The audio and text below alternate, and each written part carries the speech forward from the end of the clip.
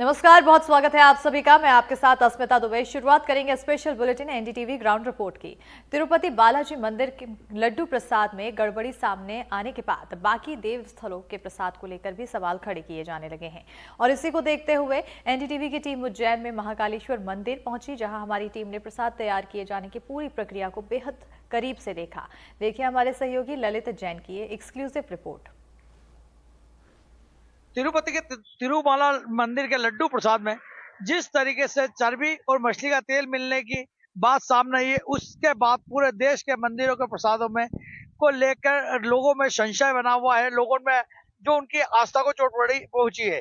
इसी को देखते हुए हम उज्जैन महाकालेश्वर मंदिर के लड्डू प्रसाद में आए, जहां पर लड्डू बनते हैं। आप देख रहे हैं कि ये चिंतामन रोड पर स्थित है, जहाँ पर विशेष करके लड्डू के लिए बनाया गया है। तो लड्डू प्रसाद निर्माण इकाई है जो ये चिंतामन रोड पे है। और यहाँ पर किस तरीके से लड्डू बनते हैं, उसमें कितनी शुद्धता है, क्योंकि दावा किया जाता है कि दुनिया में सबसे जो शुद्ध है वो महाकाल का प्रसाद है। इसकी कई जांच हो चुकी है। इसी को देखते हुए आपको बताते हैं कि यहाँ पे लड्डू कितनी हाइजेनिक तरीके से बनाया जाता है और उसमें कितनी शुद्धता है। तो जो लड्डू यूनिट के प्रभारी है त्रिपाठी जी, वो बताएंगे कि इसका प्रोसेस कैसे शुरू होता है। तो त्रिपाठी जी बताएंगे कि लड्डू बनाने की प्रक्रिया कहाँ से शुरू होती है, किस तरीके से? आप को बताते हुए मुझे प्रसन्नता है कि हम लोग जो बाजार से शुद्ध चना की दाल लेते हैं और चने की दाल को अपने ही आटा चक्की में पीस करके तैयार करते हैं, और ये जब बेसन तैयार हो जाता है तो हम पास के ही एक कक्ष में, जो रसोई कक्ष है महाकालेश्वर भगवान की, उसमें ले जाते हैं और वहाँ बहुत सारी प्रोसेस करते हुए इसको छानने के बाद घी में तला जाता है, जिसमें रवा मिलाया जाता है।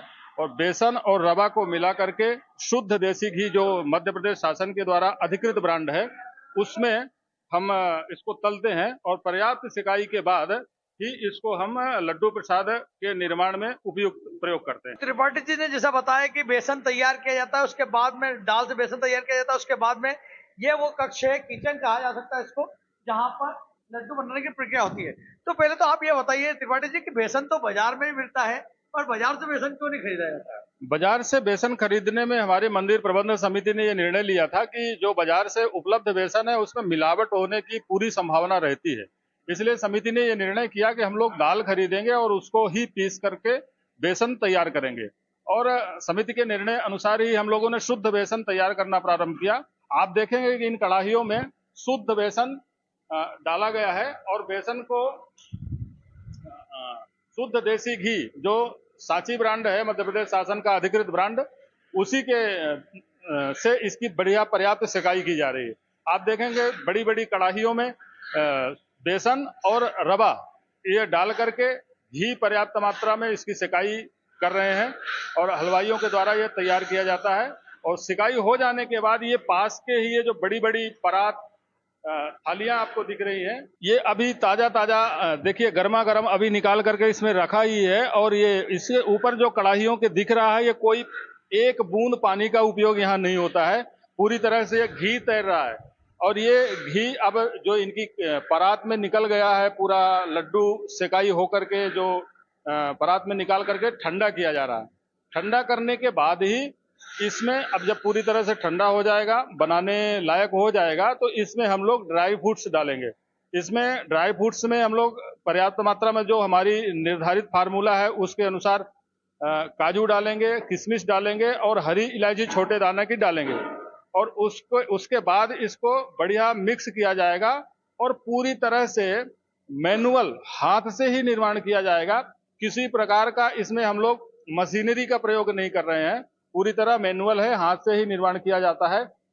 आप ये देखिए दूसरे कक्ष में हमारे हलवाई के जो सहयोगी साथी हैं, वो लोग बढ़िया हाथ से ही इसको गोल लड्डू निर्माण कर रहे हैं। आपने बताया कि रवा भी मिलाया जाता है, तो रवा मिलाना जरूरी है लड्डू के लिए? इसका ये जो है हमारी जो रेसिपी है, इसका जो हमारा फार्मूला है, ये प्रबंध समिति ने आज से 20 साल पहले तय किया था और उसी को हम लोग मेंटेन करते हुए चल रहे हैं। इसमें हमने कुछ एडिशनल चीजें नहीं जोड़ी है। जो 20 साल पहले बन रहा था, जैसा स्वाद इसका 20 साल पहले था, वही स्वाद आज भी है। और इसमें हम लोगों ने न कुछ बढ़ाया है न कुछ घटाया है। जिस प्रकार का स्वाद और गुणवत्ता हमको चाहिए थी, वो आज हम लोग उसको मेंटेन कर रहे हैं। यहाँ गोल होने के बाद ये बगल के दूसरे कक्ष में हम लोग चले जाते हैं।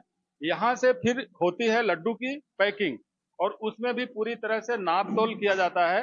कहीं कोई मात्रा कम अधिक नहीं हो जाए, इसलिए छोटे तराजू कांटे में इसकी नाप तौल करके बढ़िया पैकिंग की जाती है। और पैकिंग के बाद इसमें हम लोग सील लगाते हैं।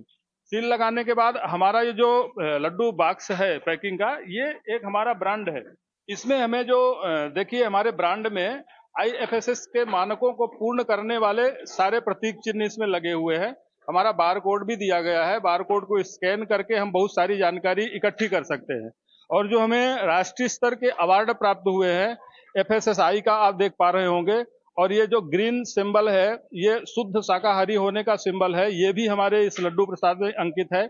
और ये जो पास में दूसरा प्रतीक चिन्ह है, यह राष्ट्रीय स्तर का अवार्ड हमें सेफ भोग का 5 स्टार रेटिंग का अवार्ड प्राप्त हुआ है, जो केंद्र सरकार के द्वारा दिया गया है। अच्छा, जैसा कि बताया जाता है कि भाई यहाँ के लड्डू सबसे शुद्ध माने जाते हैं, ऐसा बताया जाता है कि महाकाल का प्रसाद सबसे शुद्ध है, क्योंकि अभी आपको मालूम होगा तिरुमला का एक विवाद उठा है, उसके बाद में यहाँ के सभी जगह के प्रसादों पर क्वेश्चन चिन्ह लग गया है। तो ऐसे क्या मापदंड और यूज करते हैं, मतलब जो कर्मचारी वो किस तरीके से उनको हाइजेनिक तरीके से क्या करते हैं कि शुद्धता बनी रहे? तिरुपति तिरुमला में जो घटना हुई है वह अत्यंत ही पीड़ादायक है और दुखद है। ऐसा किसी भी देवस्थान में नहीं होना चाहिए। हमारी समिति का पहले से ही उद्देश्य है कि नो प्रॉफिट नो लॉस। हम इस लड्डू प्रसाद से कोई कमाई नहीं करेंगे। जो भी होगा, जितनी हमारी लागत होगी उतना ही पैसे हम लेंगे और प्रसाद उपलब्ध कराएंगे और गुणवत्ता युक्त उपलब्ध कराएंगे। तभी निरंतर हमको कोई एक बार नहीं, 3 बार राष्ट्रीय स्तर के अवार्ड प्राप्त हुए हैं। सेफ भोग का अवार्ड प्राप्त है, 5 रेटिंग हमको प्राप्त है। सेफ भोग का अर्थ ही है कि देश में सबसे अधिक, सबसे पहले हमको ही अवार्ड मिला है, हमारे समिति को ही अवार्ड मिला है कि महाकालेश्वर मंदिर का लड्डू सबसे ज्यादा सेफ है, सुरक्षित है, शुद्ध है, स्वच्छ है। इसीलिए आप देख पा रहे होंगे हमारे कर्मचारियों के सर में सभी की कैप लगी हुई है। कहीं कोई बाल नहीं टूटे, इसमें लड्डू के पैकिंग में किसी प्रकार की कोई चीज असुविधा बस, असावधानी बस मिल नहीं जाए, इसलिए सारे लोगों ने कैप लगाया हुआ है। साथ ही जैसे इनका प्रवेश हुआ था यूनिट में, हैंड वॉश करवाया गया था सबका।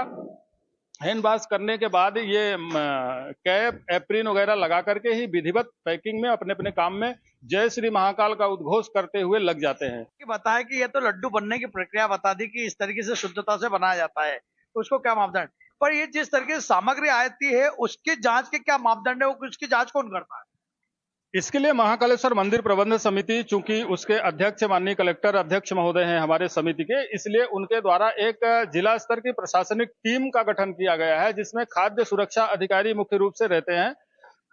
जब भी हमारे यहाँ कोई सामग्री आती है, चाहे वो घी हो, चाहे शक्कर बूरा हो, चाहे चना दाल हो, सभी सामग्री जब आती है उसको हम लोग खाद्य अधिकारी को सूचित करके बुलाते हैं कि आज ये सामग्री आई है, इसका सैंपल ले लीजिए और इसका चेकअप करवा लीजिए, लैब में भेज दीजिए। खाद्य अधिकारी तुरंत आकर के उपस्थित होते हैं और सामग्री का सैंपल भर के लैब में टेस्ट के लिए भेजते हैं। और वो सामग्री जब लैब टेस्टेड हो जाती है, अप्रूव्ड हो जाती है, फाइनल हो जाती है, किसी प्रकार का कोई उसमें माइनस मार्किंग नहीं होती, तभी हम उस सामग्री का उपयोग लड्डू प्रसाद बनाने में कर पाते हैं। अच्छा त्रिपाठी जी, ये तो आम दिनों की बात है, आम दिनों में कुल कितने लड्डू रोज बनते होंगे, उसमें क्या क्या सामग्री लगभग कितनी लगती है?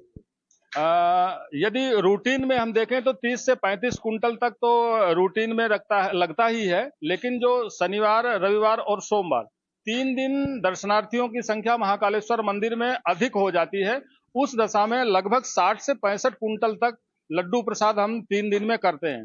इसके अलावा विशेष पर्व उत्सव जो होते हैं, जैसे नाग पंचमी हुई, श्रावण महोत्सव हुआ, वहां हमारा रिकॉर्ड 100 कुंटल से ज्यादा एक दिन में लड्डू प्रसाद के विक्रय का होता है।